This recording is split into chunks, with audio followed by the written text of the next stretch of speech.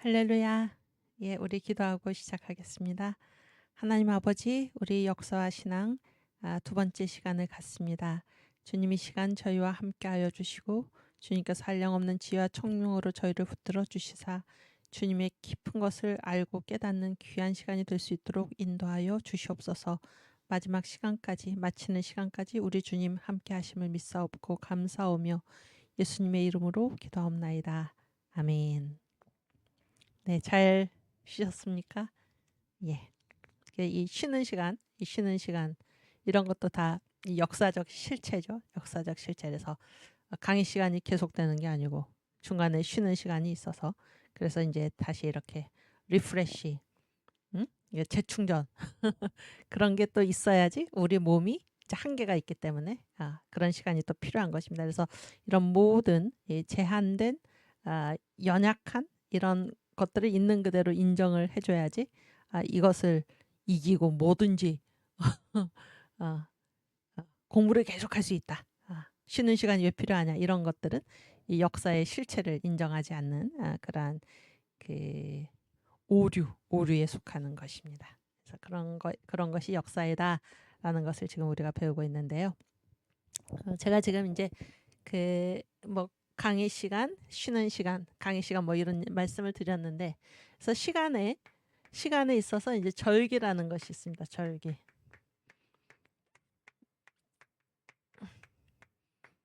그래서 기자는 시간이고 절은 무엇입니까? 절은 이게 무슨 절자인지 혹시 아십니까? 예, 이게 대나무잖아요. 대나무에 뭐가 있습니까? 대나무가 미끈한가요? 대나무에 뭐가 있습니까? 중간중간에. 그렇지. 마디절자입니다. 마디절자. 그래서 절기라는 거는 무슨 뜻인가 하면 절기라는 거는 시간이 그냥 쭉 이어지는 게 아니다 그런 얘기예요. 시간이 이어지는 게 아니고 그때 가서는 마디를 지어라 그런 얘기입니다. 그때 가서는 마디를 지어라. 이게 절기죠. 절기라는 거는 쭉 살다가 그날에 가서는 멈춰서라 그런 얘기입니다. 마디를 지어라. 마디를 짓고 무슨 일을 합니까? 그 사건을 기억하는 것입니다. 그 사건을 6.25에 가서는 어떻게 합니까? 멈춰서서 6.25 그 역사적 사건을 우리가 기억하는 것입니다. 8.15 절기죠? 8.15에 가서는 멈춰서서 우리나라가 다시 광복 다시 이렇게 나라를 되찾은 것과 또 그 나라 우리나라가 대한민국을 건국한 그 사건을 기억하라라는 것입니다. 이게 바로 절기인데요. 절기라서 뭐 이렇게 강의 시간, 쉬는 시간 이것도 마찬가지예요. 그렇죠? 또 뭐 점심 시간, 뭐 이렇게 독서 시간 이렇게 마디 의식이 중요한데 특별히 절기라는 거는 그때 가서는 반드시 멈추어서라 그런 얘기예요. 그때 가서는 반드시 멈추어서서 그 사건을 기억을 하라 하는 것입니다. 왜 그 사건을 기억을 할까요? 그래서 똑같은 실수를 다시는 반복하지 말아라. 똑같은 시행착오를 또 겪지는 말아라. 이게 바로 절기입니다. 절기. 그래서 이 절기 아까 성례랑 마찬가지로 절기도 무엇입니까? 우리가 원래 모습으로 돌아가는 그 방법 통로 중에 하나가 뭔가 하면 절기를 지키는 것입니다. 절기를 지키는 거예요. 여러분 절기를 지킨다는 것은 우리 자신의 무슨 공로가 아니죠. 그렇죠? 절기 이렇게 바깥에 있는 것을 그 앞에 가서 우리가 자세를 갖추는 것입니다. 그렇게 하기만 하면 우리는 본래의 그 정신으로 돌아갈 수 있다 이렇게 보는 것입니다. 그래서 이 절기라는 것이 굉장히 중요합니다. 여러분 7대 명절이 무엇입니까? 절기죠. 바로 절기 아닙니까? 그때 가서는 멈춰서서 지키라 그런 얘기예요. 그때 가서는 멈춰서서 지키라. 1월 14일이 되면 6월절을 지키라 그런 얘기입니다. 15일이 되면 뭐를 지켜라? 무교절을 지키라. 물론 이게 음력이지만은 음력이죠. 그래서 뭐 해마다 이제 날짜가 달라지지만 어쨌든 절기를 지켜라 그러니까 그때 가서는 멈춰서서 초실절, 첫 열매를 거두는 그 시기에 가서는 절기를 지켜라. 여호와의 절기를 지켜라. 그래서 절기를 지키는 것. 이 절기를 지키는 것 자체가 우리가 원래 모습으로 본상으로 돌아가는 그런 방식 중에 하나다라는 것입니다. 이 절기 중에 우리가 평생 지켜온 절기가 무엇인가? 바로 주일이죠. 주일. 여러분, 주일 우리가 이제 쭉 이렇게 계속 우리가 살아가는 게 아니잖아요. 계속 살아가는 게 아니라 7일 주일이 되면 반드시 멈춰서서 그런 얘기죠. 나 자신을 부정하고 하나님 앞에 서서 하나님께 예배하라라는 것입니다. 그래서 이 전국 광화문 주일 연합 예배, 전국 광화문 주일 연합 예배인데 제가 생각해 보니까 세계 광화문 주일 연합 예배입니다. 그렇죠? 유튜브라는 게 있어가지고 전 세계에서 다 이 말씀을 듣고 이러는데 얼마나 감사한 일입니까? 근데 그 광화문 주일 연합 예배에서 전 목사님께서 자주 하시는 말씀이 무엇입니까? 주일 예배에 승리해야지 일주일의 삶에서 승리한다라는 것입니다. 그렇죠? 주일에 마디를 짓지 않고 주일을 지키지 않는 그 큰 이유 중에 하나가 무엇입니까? 나는 일을 계속하겠다라는 거죠. 평일에 했듯이 주일에도 일을 계속하겠다. 어리석은 얘기라는 것입니다. 그래서 이 평일의 삶에서 승리를 얻을 수 있는 그 근거, 그 동력, 그 힘이 어디에서 나온다는 것입니까?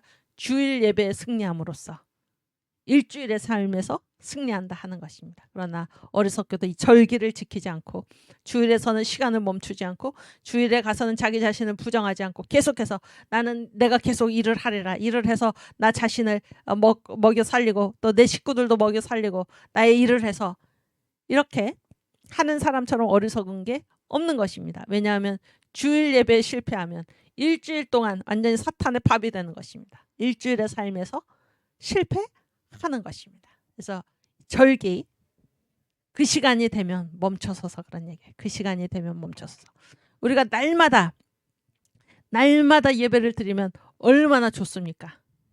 그렇죠? 근데 우리가 그렇게 하지 못할 때가 많죠? 하지 못할 때가 많죠. 그러나 주일만큼은 그런 얘기. 주일만큼은 그날은 여호와의 날, 우리 주님의 날 하나님께 바치고 그때는 멈춰서서 우리가 주님께 예배드리고 그런 얘기입니다. 우리가 헌금 많이 하면 얼마나 좋습니까? 그렇죠? 그런데 11조만큼은 이거는 하나님의 것이니까. 그래서 이 절기의식, 마디의식이 우리한테 굉장히 중요합니다. 이 마디, 그때 가서는 자세를 갖추고 그런 얘기예요. 그때 가서는 자신을 부인하고. 그래서 이것이 우리가 본상으로 돌아가는 그 통로 중에 하나가 바로 이 절기다 하는 것이고, 여러분 절기를 잘 지키는 그런 여러분 그리고 제가 될 수 있기를 바랍니다. 그것이 우리 삶을 완전히 생동감 있게 승리의 삶으로 이끄는 것입니다. 그래서 시간이라는 것이 쭉 그냥 아무 그 특징 없이 계속 이어지는 것이 아니다 그런 얘기예요. 각대에 할 일이 있다 그런 얘기입니다. 각대에 할 일이 있다. 그리고 우리로 하여금 다시 우리의 본 모습으로 우리가 마땅히 있어야 할 곳으로 돌아가게 하는 것이 무엇인가? 그 중에 하나가 절기이다라는 사실을 기억하시고 절기를 잘 지킬 수 있기를 바랍니다. 이 절기를 지킨다는 것이 또 어떤 의미를 갖습니까? 절기를 지키는 것은 나 자신을 위한 것이 아니고, 제 말은 그 사건을 경험한 당대를 위한 것이 아니라 후대를 위한 것입니다. 후대의 특징은 무엇입니까?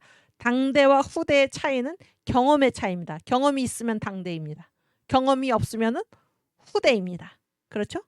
근데 당대에 내가 겪은 이 일을 후대가 똑같이 겪어서는 안 되죠. 겪어서는 안 됩니다. 그래서 절기를 지킴으로 해서 절기를 지킨다는 것이 이 일의 경험을 간접적으로 겪게 하는 것입니다. 그래서 똑같은 실수를 반복하지 않도록, 그래서 절기가 그토록 중요한 것입니다. 아시겠죠? 그래서 우리가 지금 이 세상이 바뀌면 국민혁명으로 이 나라를 완전히 이 자유 통일로 이 나라를 완전히 자유 대한민국의 그 기초를 새롭게 한 그때 우리에게 중요한 것이 무엇입니까? 어제 정광훈 목사님 그 10시 그 토크 하시는 걸 들으니까 이 국무총리 다음 정부의 국무총리가 해야 될 중요 임무 중에 하나가 무엇입니까? 국민교육입니다. 국민교육. 왜 이렇게 지금 이 나라가 무너졌습니까? 절개도 지키지 않고 국민 교육도 하지 않고 후대 교육을 게을리한 까닭이다 그런 얘기죠. 그래서 이승만, 박정희 정신 회복하고 우리나라의 건국 기둥을 분명히 하고 우리나라의 부국 강병 정신을 분명히 하고 우리가 누구인지를 알고 교육을 통해서 절기나 교육이나 다 통하는 얘기입니다.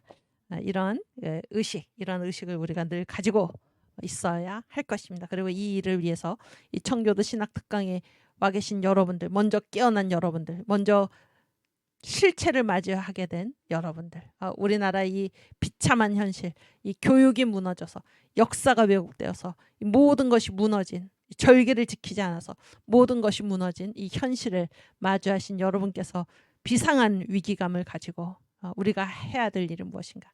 우리가 이 나라를 새롭게 하기 위해서 우리가 어떤 일을 해야 되는가? 하나님께서 우리에게 어떤 일을 하시기를 원하시는가? 하나님의 눈동자를 잘 살피실 수 있는 저와 여러분이 되기를 주님의 이름으로 축원합니다. 아멘. 또 아까 파워포인트 네 번째. 네. 그 네 번째 데모에 보면은 제가 여기 맹세를 금하신 이유, 그다음에 신앙의 예언자적 구조, 보물과 마음, 하나님의 왕종일기 이런 걸 써놨는데 여기에 포인트는 뭔가 하면은 다 이 역사는 하나님 완전히 장악하고 계시다 그런 얘기. 역사는 하나님 완전히 장악하고 계시다. 이것이 얼마나 우리에게 자유를 주는지 모릅니다. 아시겠죠? 맹세를 금하신 이유부터 한번 찾아보겠습니다. 마태복음 5장 33절에서 37절.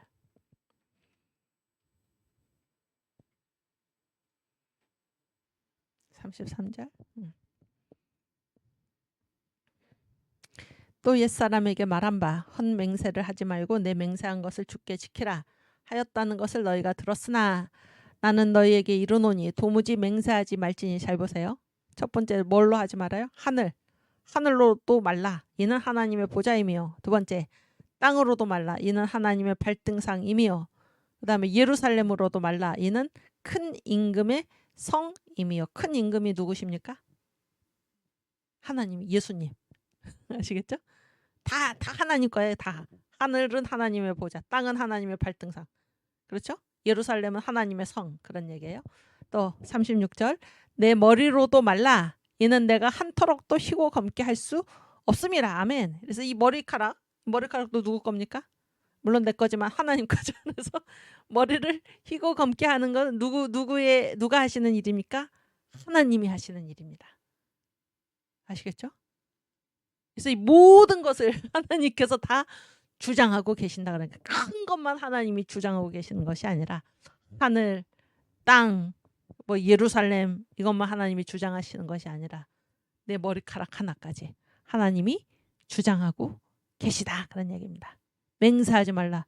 왜 맹세를 하지 말아야 하나요? 다 하나님 거다. 그런 얘기예요. 다 하나님 거다. 그래서 37절 오직 너희 말은 옳다 아니라 하라. 그러니까 옳은 거는 옳다, 아닌 것은 아니다 하라. 이런 얘기예요. 그냥 있는 그대로 인정하라 그런 얘기입니다. 여기에서 지나는 것은 여기에서 지나는 거, 여기에서 넘쳐나는 것은 뭐예요? 악으로조차 나느니라. 그러니까 이 모든 현실은 다 뭐예요? 옳다 아니라 이 모든 현실은 하나님이 지금 하시는 일이기 때문에 옳은 것은 옳다, 하나님의 일을 그냥 인정하라 그런 얘기예요. 아닌 것은 아니라. 여기에서 지나서 하는 거는 이게 다 어디서부터 쫓아 나오는 일이라는 것입니까? 악으로부터. 그래서 여기에 핵심은 뭔가? 모든 하나님은 전 우주를 지금 장악하고 계시다는 거예요. 하늘은 하나님의 보좌요. 땅은 하나님의 발등상이요. 예루살렘은 하나님의 성이요. 우리의 머리카락, 내 머리로도 하지 말라. 너희 머리카락 하나도 너희가 희고 검게 할 수 없다. 하나님이 하신다. 하나님이 만물을 붙들고 계신 것입니다. 하나님이 딱 장악하고 계시다. 그래서 우리가 해야 될 일은 무엇입니까? 옳은 것은 옳다, 아닌 것은 아니다. 있는 현실을 그대로 인정하는 것. 왜냐하면 하나님이 하시는 일이기 때문에 인정하는 것이지, 여기에서부터 지나가는 것은 뭡니까? 악을 행하는 것입니다. 악으로부터 쫓아 나오는 것이다. 그런 얘기예요. 아멘. 오케이. 그 다음 이게 이제 맹세를 금하신 이유를 알겠죠? 맹세. 어느 것을 붙들고 너희가 맹세할 수 없다. 그러니까 다 하나님이 하시는 일이다. 그런 얘기입니다. 역사는 하나님에 의해서 완전히 장악되어 있다. 이런 거를 여러분 기억하시길 바랍니다. 아시겠죠? 그 다음에 그 신앙의 예언자적 구조 마태복음 5장 13절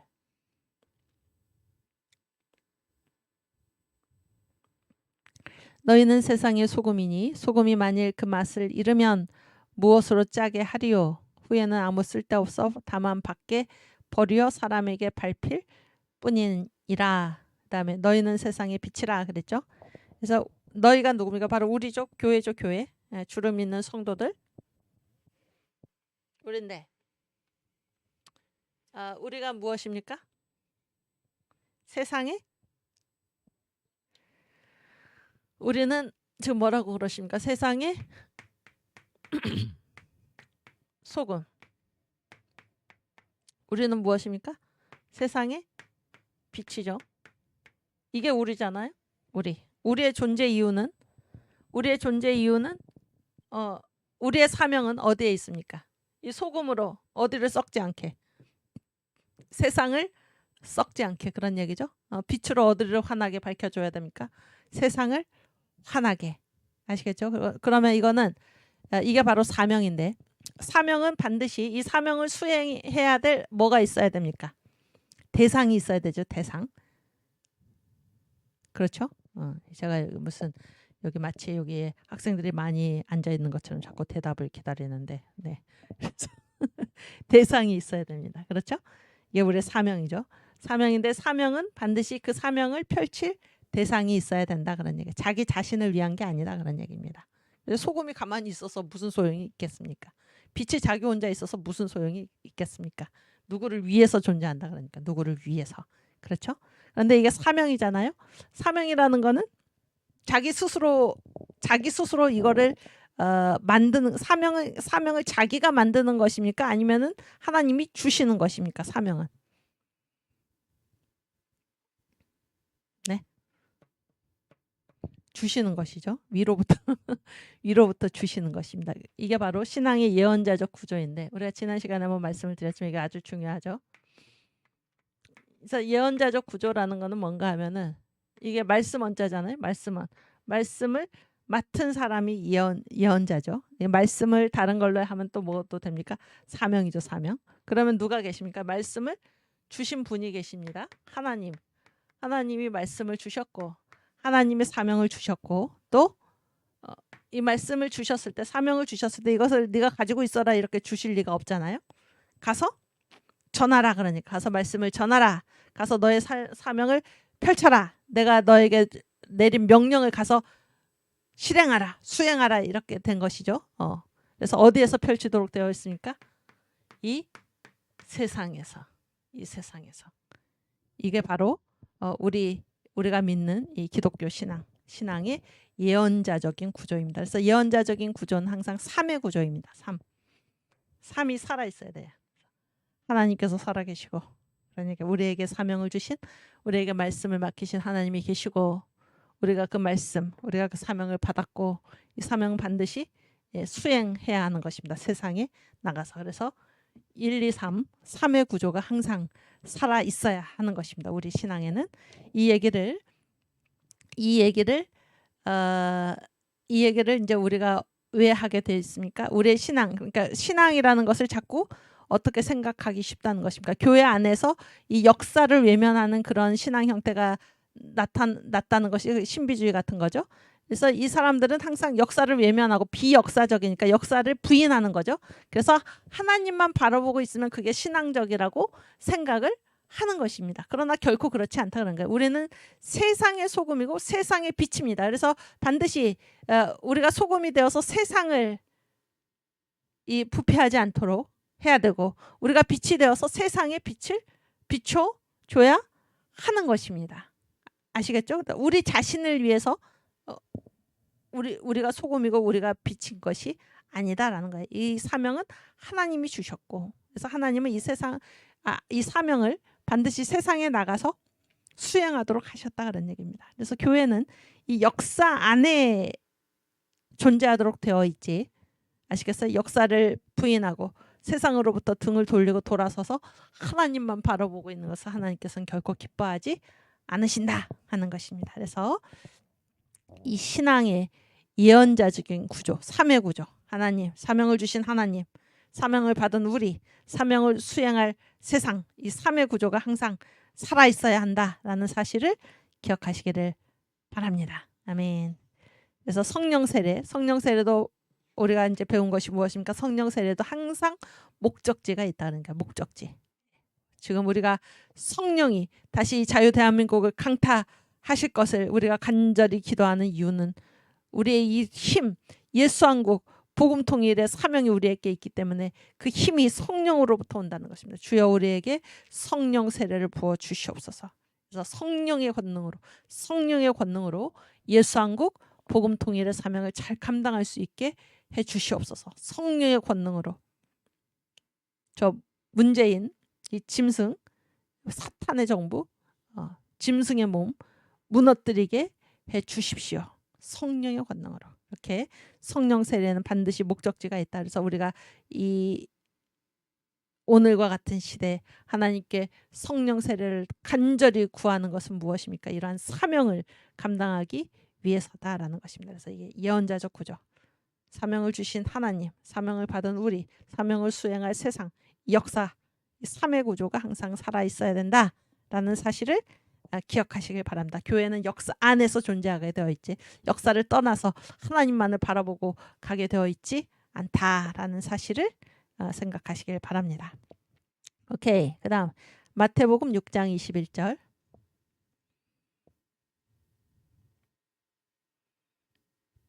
네. 내 보물이 있는 그곳에는 내 마음도 있느니라. 아멘. 그래서 여기 두 가지 대조되는 것이 무엇입니까? 뭡니까? 보물. 내 보물이 있는 곳에 뭐가 있다는 것입니까? 내 마음이 있다. 어떻습니까? 이 보물하고 마음은 서로 어떤 관계입니까? 아니 제 말은 서로 전혀 다른 것 같죠? 전혀 다른 거죠. 보물은 뭐 이렇게 물질이죠, 물질. 마음은 뭡니까? 마음은 정신이죠. 정신이고 그런 것 아닙니까? 그래서 정신과 이 물질은 전혀 다르다라고 이제 우리가 그게 신앙적이다 이렇게 생각하기 쉽죠. 그런데 지금 뭐라고 말씀하고 계십니까? 예수님께서 너의 보물이 있는 곳에 너의 마음이 있다. 그런 얘기입니다. 그래서 마음은 뭘로 지금 나타납니까? 마음이 뭘로 나타나나요? 너의 마음의 생각이 어떠한지가 너의 보물이 어디 있는지 너의 보물이 있는 곳에 너의 마음이 있다 그런 얘기잖아요. 그러니까 너의 마음의 생각이 어떠한지가 네 보물이 지금 어디에 있는지에 따라 어디에 있는지로 나타난다 그런 얘기예요. 너의 보물을 이 땅에서 너 자신을 위해 싸우면은 너는 뭐예요? 신앙이 지금 없는 것이다 그런 얘기죠. 그렇지 않습니까? 너의 마음이 어디가 있는 것입니까? 하나님 나라하고는 전혀 관계없이 이 땅에서 내가 잘 먹고 잘 살고 하나님과는 관계없이 새 예루살렘과는 관계없이 마치 부활이 없는 듯이 이 세상으로 끝나는 것처럼 너의 보물을 이 땅에 쌓아두고 살면은 너의 마음 역시도 그렇다 그런 얘기 아닙니까? 그렇죠? 그러나 너의 보물을 하늘나라에 하늘의 창고에 너의 보물을 들여놓으면 너의 마음이 지금 어디에 가 있다는 것입니까? 나에게는 부활이 있고 영생이 있고 새 예루살렘이 있고 이 세상으로 끝나는 것이 아니라 나는 새 예루살렘에서 우리 주님과 함께 영원히 영원토록 왕노릇하리라. 이런 신앙을 너가 가지고 있다라는 것입니다. 여러분 여기서 우리가 한 가지 얘기를 할 것은 신앙은 실체가 있습니다. 신앙의 실체성입니다. 신앙은 실체가 있어요. 신앙은 아무 실체가 없는 게 아니에요. 신앙은 눈에 보이지 않기 때문에 아무 실체가 없는 게 아닙니다. 신앙은 반드시 드러나도록 되어 있습니다. 그렇죠? 이 구절이 바로 그런 것입니다. 내 보물이 있는 그곳에는 너의 마음도 있다. 아멘. 그래서 그 위에부터 우리가 읽어보면 아니 너무 위로 가지 말고 네 19절 너희를 위하여 보물을 땅에 쌓아두지 말라. 거기는 좀과 동록이 해하며 도적이 구멍을 뚫고 도적질 하느니라. 오직 너희를 위하여 보물을 하늘에 쌓아두라.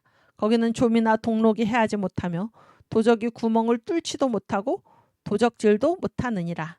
내 보물이 있는 그곳에는 내 마음도 있느니라. 아멘. 그래서 이제 우리가 보물을 둘 곳이 두 군데죠. 후보지가. 그래서 이 땅에 두느냐, 이 땅에 두느냐, 하늘에 두느냐라는 것이죠. 하늘에 두느냐. 그래서 우리 생각이 어떤지는 이 보물이 있는 장소에 나타난다 그런 거예요. 우리 생각이, 우리의 마음이 땅의 것을 향하면은 우리의 보물이 어디에 있다는 것입니까? 이 땅에 있다는 것입니다. 그렇죠? 그러나 우리의 마음이 하늘에 신령한 것을 사모하면, 더 나은 부활을 사모하면, 우리가 하나님께로 돌아갈 것을 사모하면, 새 예루살렘을 사모하면 우리의 보물이 어디 있다는 것입니까? 하늘 창고에, 하늘 창고에. 아멘. 아시겠죠? 그래서 신앙, 우리의 마음, 우리의 생각이 어떠한지는 반드시 바깥으로 보이게 되어 있다 그런 얘기. 반드시 보이게 되어 있다. 그래서 실체가 이런데, 실체의 모습이 이런데, 아니에요. 그거는 나는 내 생각은 그렇지 않아요 라고 변명할 수 없다는 것입니다. 변명할 수 없어요. 무슨 얘기인지 아시겠습니까? 요즘 뭐 우리가 많이 가슴 아파하는 말이지만 나는 기도만 하겠습니다. 아닙니다. 신앙은 실체가 있어야 됩니다. 실체가 있어야 돼요. 그래서 어느 누구도 이 역사 안에 사명에서 한 걸음 뒤로 물러나서 있을 사람은 없습니다. 그래서 사명은 반드시 지켜야 하는 것입니다. 하나님의 말씀은 반드시 실행을 해야 하는 것입니다. 근데 이 바깥으로 실행하는 것이 없고 나는 신앙이 있노라라고 말할 수가 없습니다. 바깥으로 하나님 말씀에 순종하지 않고 나는 주님의 말씀을 따르노라라고 말할 수가 없는 것입니다. 여러분 기억하시길 바랍니다. 신앙은 반드시 뭐가 있습니까? 실체가 있습니다. 실체가 있어요. 아멘. 근데 여기서 아까 그 성경 본문에서 보면은 이 보물을 하늘에 쌓는 거 있잖아요. 20절에.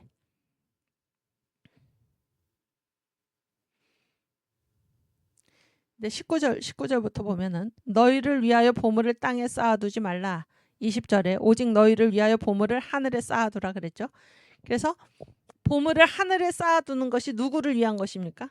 중요한 말씀이죠. 누구를 위한 것인가요? 하나님을 위한 것인가요? 아니지.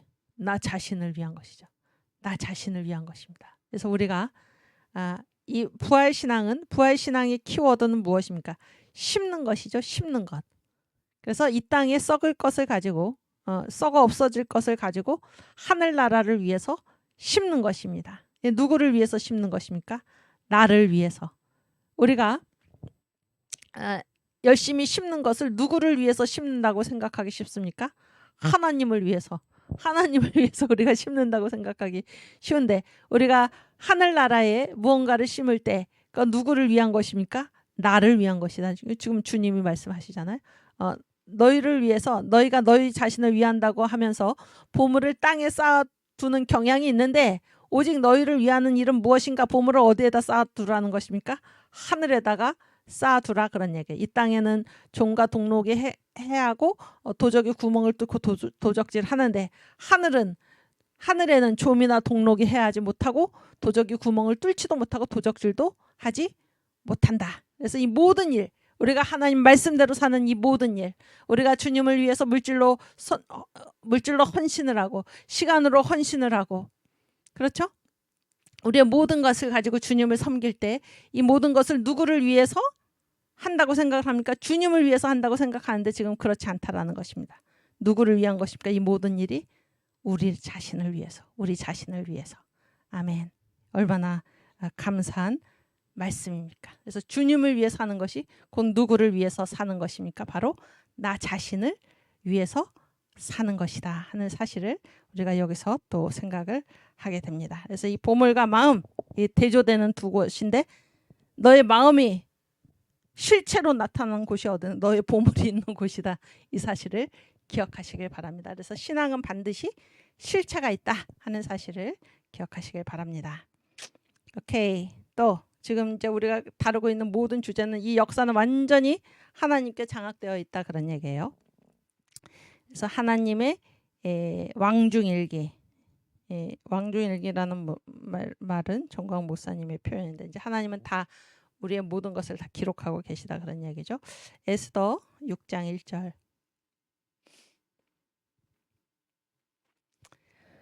이 밤에 왕이 잠이 오지 아니하므로 명하여 역대일기를 가져다가 자기 앞에서 읽히더니 그 속에 기록하기를 문지킨 왕의 넷이 빅다나와 데레스가 아수에로 왕을 모살하려 하는 것을 모르드게가 고발하였다 하는지라. 왕이 가로되 이 일을 인하여 무슨 종교와 관작을 모르드게에게 베풀었느냐. 시신이 대답하되 아무것도 베풀지 아니하였나이다. 그렇게 해서 이제 왕이 이렇게 모르드게를 높이는 그런 얘기가 나오는데 이게 무슨 말입니까? 아하수에로 왕이죠. 그 에스더의 남편이죠. 근데 이 아하수에로 왕이 이제 어느 날 밤에 잠이 안 와가지고 이제 그 궁중일기죠. 역대일기를 가져와라. 그래서 이제 읽는데 거기에 보니까 자기를 이제 이 모르드게라는 사람이 자기를 이 암살 음모에서 이제 살려낸 것을 이제 그 기록을 본 것입니다. 그 기록을 보고 이 일 때문에 모르드게에게 무슨 상을 주었느냐 그랬더니 아무 상도 베풀지 않았습니다.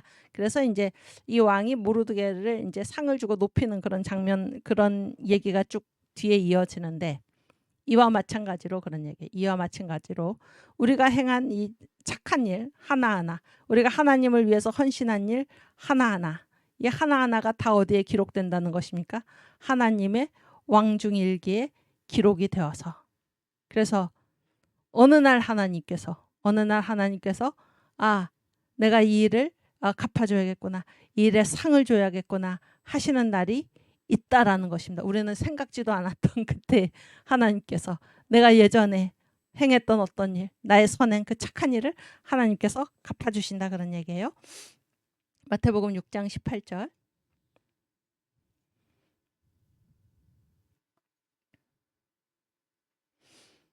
이는 금식하는 자로 사람에게 보이지 않고 오직 은밀한 중에 계신 내 아버지께 보이게 하려 함이라. 은밀한 중에 보시는 내 아버지께서 갚으시리라. 아멘. 그래서 하나님께서는 우리가 이 땅에서 하는 모든 일을 하나도 놓치지 않으시고 다 알고 계신다 그런 거예요. 다 기록하고 계신다 그런 얘기입니다. 하나님의 지금 이 중앙 기록소 CPU, 우리의 모든 일, 우리가 예수 믿은 이후에, 우리가 구원받은 이후에 하나님을 위해서 한 모든 일이 지금 다 낱낱이 기록되고 있어서 어느 날 하나님이 마치 아하수에로 왕이 어느 날 갑자기 역대일기를 가져다가 모르드게가 자기에게 행한 착한 일을 발견하고 그에게 상급을 주었듯이 우리 주님께서 이 모든 일, 우리가 주님을 위해서 헌신한 이 모든 일을 다 보고 계시고 우리에게 갚아주신다 하는 사실을 우리 기억할 수 있기를 바랍니다. 그래서 이 모든 이런 내용을 통해서 우리가 지금 얘기하고 있는 것은 역사는 완전하게 하나님께 장악되어 있다 그런 얘기예요. 하나님께서 모르시는 일은 아무것도 없고 그런 얘기입니다. 역사의 모든 일은 하나님께서 주재하고 계시고 다스리고 계시고 주장하고 계시고 붙들고 계신다 하는 사실을 기억할 수 있기를 바랍니다. 그래서 우리가 하나님이 왜 알아주시지 않을까? 내가 이런 착한 일을 했는데 왜 하나님으로부터 아무런 상이 없을까? 조급해하거나 실망할 필요가 전혀 없습니다. 하나님은 다 알고 계십니다. 은밀한 중에 우리 아버지께서 보고 계시고 은밀한 중에 보시는 우리 아버지께서 반드시 갚아주십니다. 아멘. 오늘도 이 우리 아버지, 만물을 붙들고 계시는 만유의 주, 우리 주 예수님을 바라보고 오늘도 오직 주님만을 바라보고 오직 주님만을 바라보고 우리의 모든 것을 바쳐서 주님을 섬기고 그것이 결국 우리를 위해서 하늘의 보물 창고에 보물을 드리는 그런 일이 될 것입니다. 아멘. 우리 다음 주제로 이제 넘어가겠는데요. 근대 선교의 동기 문제 그런 얘기입니다. 근대 선교의 동기 문제.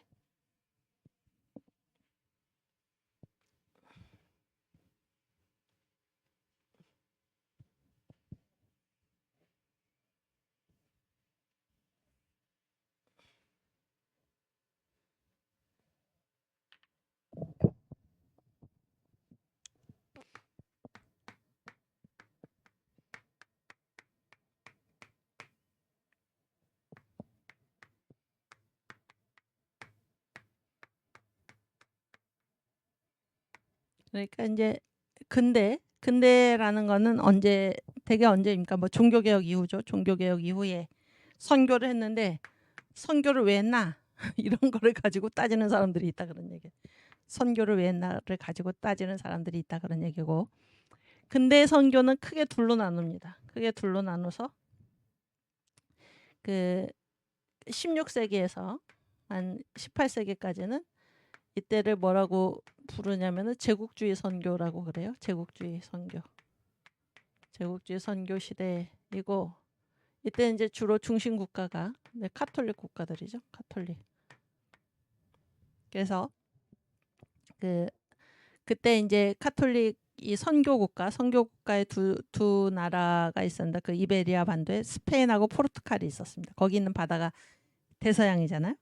그래서 대서양 서쪽은 스페인이, 그다음에 대서양 동쪽은 포르투갈이 이렇게 이제 맞는다 이렇게 해가지고 선교를 펼쳤는데 어쨌든 이 시대의 선교를 제국주의 선교 이렇게 얘기를 합니다.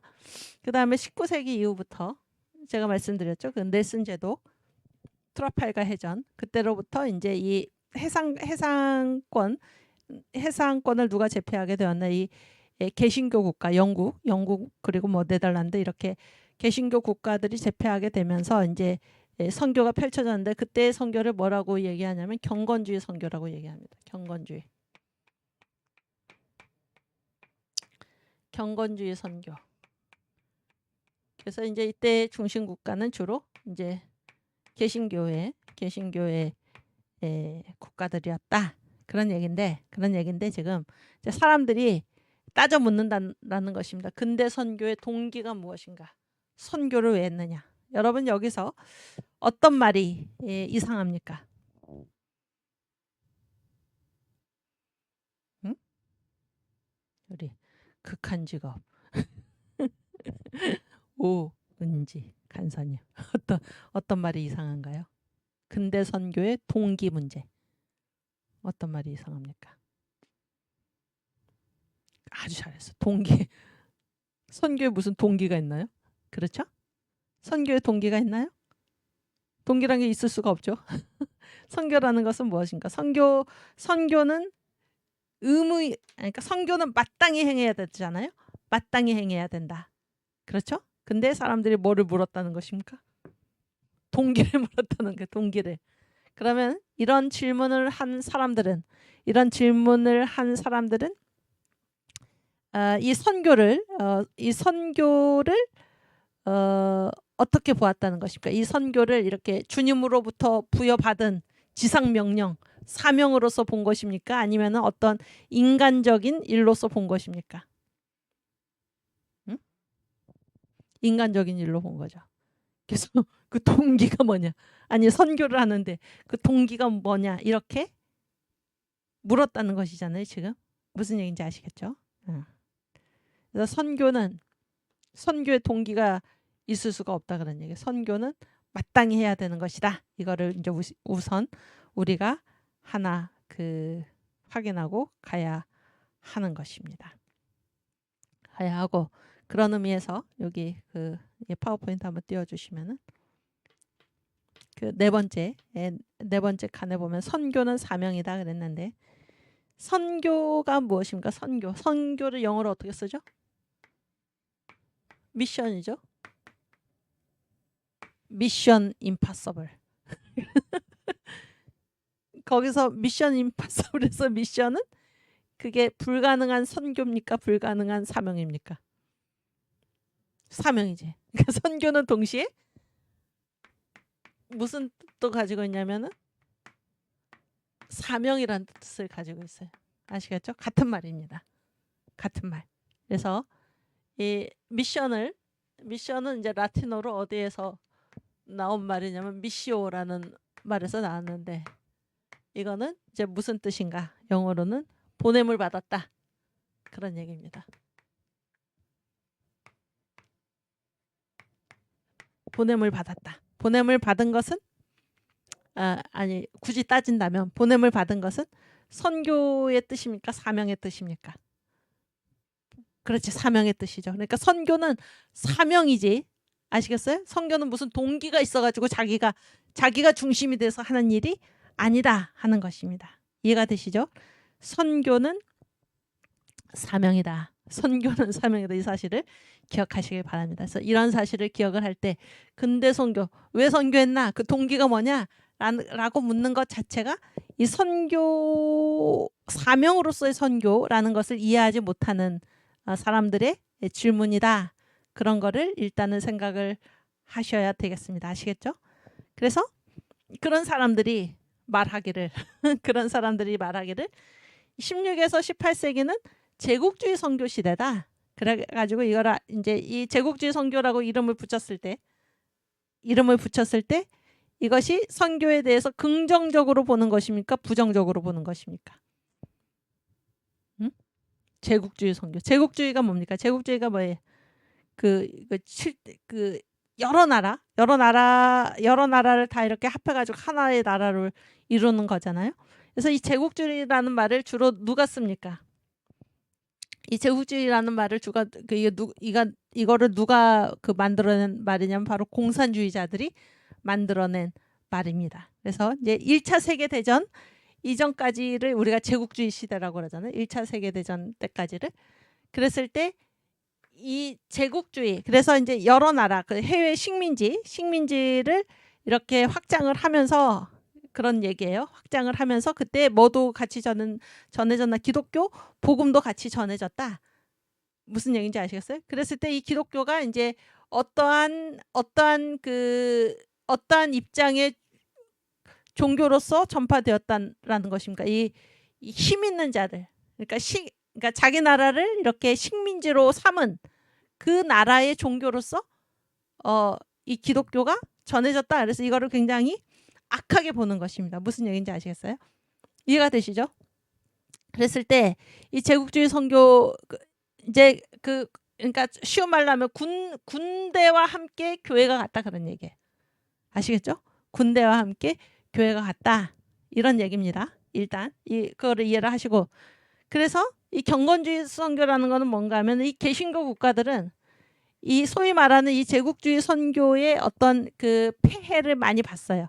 그래서 이제 이 힘으로 밀고 들어가 가지고 그래서 기독교를 전하는 이런 것들이 이제 그렇게 거기에 어떤 그 안 좋은 점이 있다 이렇게 생각을 해가지고 이 경건주의 선교는 이제 뭐를 표방을 했냐면 우리는 순수하게 복음만 전하겠다 이런 자세를 취한 것이 바로 경건주의 선교입니다. 이해가 되시죠? 여기까지 무슨 얘기인지. 그러니까 여기는 식민지를 확장을 하면서 그래서 그 식민지를 삼고 거기에 이제 그 식민지를 삼은 이 나라가 무슨 나라입니까? 기독교 국가잖아요. 그래가지고 기독교를 전했다 이런 얘기입니다. 이 제국주의 선교라는 말에는 그런 뜻이 이제 그런 뜻이 거기에 포함되어 있고, 경건주의 선교는 자세를 이 제국주의 선교의 그런 안 좋은 점들을 보면서 우리는 그렇게 뭐 군대와 같이 가지 않고 그냥 우리는 순수하게 복음만 전하겠다 이런 거가 경건주의 선교인데, 아시겠죠? 그래서 제국주의 선교의 그러한 그 정책을 취한 것이 바로 카톨릭 국가들이라고 한다면은 경건주의 선교의 정책을 취한 게 뭐라는 어디라는 것입니까? 개신교 국가다 그런 얘기예요. 여기까지 이해가 되시죠? 이해가 되시죠? 그랬을 때 과연 이 제국주의 선교를 그렇게 악마적으로 보아야 하는가? 그런 얘기. 그런 제국주의 선교를 그렇게 악마적으로 보아야 하는가? 여기 이제 두 가지 얘기가 있다는 거예요. 그래서 제국주의가 뭔가 하면은 제국주의는 이게 이제 이 해외 식민지를 이제 확장을 하고 이런 나라들은 그래서 이제 그 후진국 있잖아요. 후진국을 가서 문명으로 이끈다 그러니까 문명으로 자기들이 잘 사는 나라잖아요.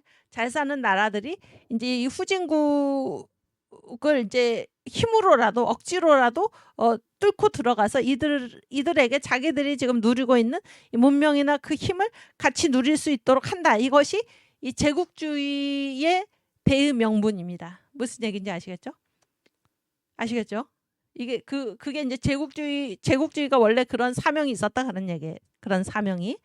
그리고 두 번째는 지금 선교사 얘긴데 이때가 이제 어떤 때냐면은 동양과 서양이 서로 교섭을 한참 진행할 때 처음으로 아시겠죠? 그래서 이 서양 이게 이 기독교 국가들은 다 서양 아닙니까? 그래서 서양에서 동양으로 가는 그 교통편이 갈 수 있는 그 수단이 뭐밖에 없었습니까? 그때 당시에는 군함 아니면은 아편선밖에 없었어요. 무슨 얘기인지 아시겠죠? 지금 동양과 서양이 이렇게 교섭하기 시작한 그때 선교사들이 이제 그 외국으로 그 기독교가 전해지지 않은 그곳으로 갈 수 있는 그 수단이 뭐였나? 그때 배가 군함 아니면 아편선밖에 없었어요. 그러니까 그 배를 타고 갈 수밖에 없었다 그런 얘기입니다. 무슨 얘기인지 아시겠어요? 그랬을 때 그 배는 지금 어디에서 가는 것인가? 이 제국주의 그러니까 군인들이라든지 아니면은 어떤 그 상인들 이렇게 해서 이제 이 사람들은 정말로 나쁜 목적으로 어떤 식민지를 이제 이렇게 탈취하려는 목적으로 그렇게 간 사람들도 많죠. 그런데 그들이 가는 배밖에는 교통편이 없었다 그런 얘기예요. 그래서 그 배를 타고 선교사들이 갔기 때문에 이제 뭐라고 이쪽에서 특별히 공산주의가 생긴다면 뭐라고 욕을 했나? 이 침략군과 함께 들어온 기독교 이런 식으로 이제 매도를 한 것입니다. 그런데 그때 우리가 역사를 떠나서는 살 수 없습니다. 선교라는 것도 그 역사적인 상황에서 이게 상황 하에서 이루어지는 것이지 무슨 얘기인지 아시겠습니까? 그래서 선교하기 위해서 가야 되는데 그때 왔다 갔다 하는 배가 군함 아니면 아편선밖에 없었다라고 했을 때 선교사들이 그 배를 타고서라도 가는 것입니다. 이해가 되시죠? 그래서 실제적으로 이 동인도 회사, 동인도 회사의 이제 그 선박들은 다 거의 다 아편선인데 이 굉장히 반대를 했습니다. 선교사가 거기 탑승하는 걸. 왜 반대를 했을까요? 선교사가 거기 타가지고 자기들이 이제 눈으로 보고 이게 뭐 노예 매매나 뭐 이런 비인간적인 상황에 대해서 이제 선교사들이 그 질타를 하고 규탄을 하니까 선교사들이 자기 배에 타는 것을 반대를 한 것입니다. 그래서 이러한 역사적 정황들을 알지 못하고 단순히 선교사가 군함을 타고 왔다 혹은 아편선을 타고 왔다 그렇기 때문에 제국주의 침략 세력과 함께 온 기독교 선교사 이렇게 말을 하는 것은 그 역사적인 정황을 완전히 부정하는 말이다 그런 얘기입니다. 선교사는 그러한 수단을 그렇게 밖에는 갈 수 있는 길이 없기 때문에 무슨 얘기인지 아시겠어요? 그래서 근대 선교 어떤 동기로 선교를 했나 이 동기를 묻는다는 것 자체가 이 역사적인 그 정황을 이해하지 못하는 그리고 이 어떤 사명 있잖아요. 이게 제국주의가 만약에 이 문명국이 후진국을 강제로라도 그 문을 열게 해가지고 인류 공통의 잘 사는 그러한 나라로 이끌어야 한다. 그것이 이 제국주의가 가지고 있었던 사명이다. 그런 거를 우리가 부인할 수는 없죠. 그런 사명이 있었음을 부인할 수는 없습니다. 물론 그 실행 과정에서 어떤 비인간적인 그런 것이 나타났다고 하더라도 제국주의에는 원래 그런 사명의식이 있었던 거예요. 그런 대명분이 있었던 것입니다. 근데 그런 것들은 다 눈을 감고 침략 세력 그렇게 보는 것은 그래서 동기가 뭐냐?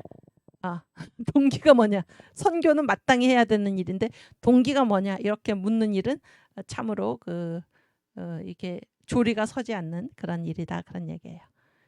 아시겠죠? 그래서 이제 여기에 알렉산더 윌리엄슨이 한 말을 우리가 같이 읽겠습니다. 18번 그 다음 파워포인트. 예.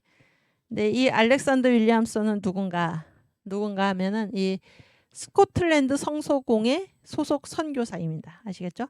그랬을 때 우리나라에 이제 최초로 오셔가지고 순교하신 개신교 순교자, 최초의 개신교 순교자가 누군지 아십니까, 여러분? 응? 로버트 토마스죠. 많이 들어보셨죠? 토마스 선교사. 근데 이 토마스 선교사한테 성경을 잔뜩 줘가지고 이 한국으로 가게 한 사람이 바로 이 알렉산더 윌리엄슨입니다. 근데 이 사람은 이제 아주 그 선교관이 분명했어요. 선교가 아니 선교라는 것은 반드시 해야 된다 그런 얘기. 반드시 해야 된다. 그 말을 우리가 한번 읽겠는데 저랑 같이 읽겠습니다. 이 조선에 없는 것은 서양 종교와 문명의 지도와 그 자극이다. 그러니까 윌리엄슨도 이제 한국에 다녀간 것입니다. 그래서 가서 봤더니 조선에 다 있는데 뭐가 없나? 서양 종교, 기독교죠. 문명의 지도, 서양 문명의 지도, 서양 문명의 지도를 잘 해주고 또 그 자극을 줘서 이 나라를 깨어나게 해야 되는데 그게 없다. 그러니까 서양 종교와 문명의 지도와 그 자극이 없다. 그래서 이 나라는 어떻게 하면 개발이 될 수 있을까? 서양과의 교섭에 의해서 개발될 수 있다. 그러니까 문 닫고 자기들끼리 살면 안 된다 그런 얘기예요. 서양과 교섭함으로써 이 나라가 더 잘 살 수 있다 그런 얘기입니다. 그래서 그때 당시에도 어떤 사람들이 있었나? 일부에서는 뭐라고 그런 사람들이 있었냐면 그 나라 사람이 원하지도 않는데 아무리 좋은 것이라고 할지라도 뭘 강제로 하라 할 권리가 없다고 말하고 그러면은 그 사람들이 원하지 않으면은 네? 우리가 그 복음을 안 전해도 되는 것입니까? 그런 얘기죠 지금. 그 나라 사람이 원하지도 아니하는데 아무리 좋은 것이라고 할지라도 뭘 강제로 하라 할 권리가 없다고 말하고 그렇게 말하는 사람이 있다 이거예요. 또 일부에서는 조선 사람들이 지금 그들 나름대로는 행복하게 살고 있다고 말하는가 하면 또 일부에서는 전쟁의 죄악상이나 그 소모되는 경비를 말하고 있다. 하지만 나는 믿는다. 우리 인류는 서로 상통하는 이해관계를 가지고 있으며 그렇죠? 피차의 의무감 속에서 산다고 하는 사실이다. 그것은 강자가 약자를 돕고 아는 사람이 무지한 사람을 인도하고 문명한 나라가 낙후된 나라들을 도와주어야 하는 그런 의무라는 것이다. 이것은 의무이지 어떤 선택사항이 아니다 하는 것입니다. 선교는 의무이지 선택사항 형편 따라서 해도 되고 안 해도 되는 그런 문제가 아니다 그런 얘기예요. 따라서 나는 미국이나 대영 제국과 같은 문명국들이 전위대를 어리석게도 몽매하게 자폐하고 있는 문을 굳게 닫고 있는 조선과 같은 나라들을 개방시키는 데에 하나님이 주신 힘을 사용하여야 한다고 믿는다. 이 하나님이 주신 힘이 무엇입니까? 군사력입니다. 군사력을 사용해서라도 그런 얘기. 왜냐하면 그때 이렇게 그 나라 그러니까 군사력을 사용하는 건 강권적으로 하는 거다. 강권적으로 그런 얘기죠. 무슨 얘기인지 아시겠어요? 근데 그 군사력을 사용한다는 것이 반드시 뭐 강압적으로 한다 그런 게 아니고 이제 이렇게 우리나라도 이게 개방되는 그 과정을 보면 이렇게 시위를 하는 거죠. 무력 시위를 해가지고 더 이상 우리나라가 홀로 고립되어서 살 수가 없다. 문을 열어야겠구나. 이렇게 자극을 주는 것 아닙니까? 일본 역시 마찬가지고. 예. 그래서 군사력도 누가 주신 힘인가? 하나님이 주신 힘이다 그런 얘기예요. 이 모든 것을 다 사용해가지고 복음을 전하고 그런 얘기입니다. 복음을 전하고 모든 인류는 서로 상통하는 이해관계를 가지고 있고 피차 의무감 속에서 살고 있어서 문명한 나라는 반드시 낙후된 나라들을 도와주어야 하고 그런 얘기입니다. 강한 자는 반드시 약한 자를 도와야 하고 아는 사람이 반드시 무지한 사람을 인도해야 하고 이것은 의무이지 원하지도 않는데 우리가 할 필요가 뭐 있나 그런 선택사항이 아니다 하는 것입니다. 이것이 이 알렉산더 윌리엄슨 스코틀랜드 성소공회 소속 선교사로서 이분이 가진 그런 훌륭한 선교관이었다 하는 것입니다. 오케이. 그래서 선교는 사명이다 하는 사실을 우리가 생각하게 되고 그래서 포기와 방임이 더 무서운 죄악이다 그런 얘기예요. 사명이 있는데 사명을 감당하지 않는 게 더 무서운 죄악이다 하는 것이 이제 파수꾼 하나님이 에스겔을 이제 이스라엘의 파수꾼으로 세우셨죠. 파수꾼으로 세우셨는데 이 파수꾼이 사명을 다하지 않고 포기하고 방임해 버리면 그게 다 죄악이다 그런 얘기입니다. 에스겔서 33장 6절에서 8절 말씀 찾아주세요. 에스겔 33장 6절에서 8절.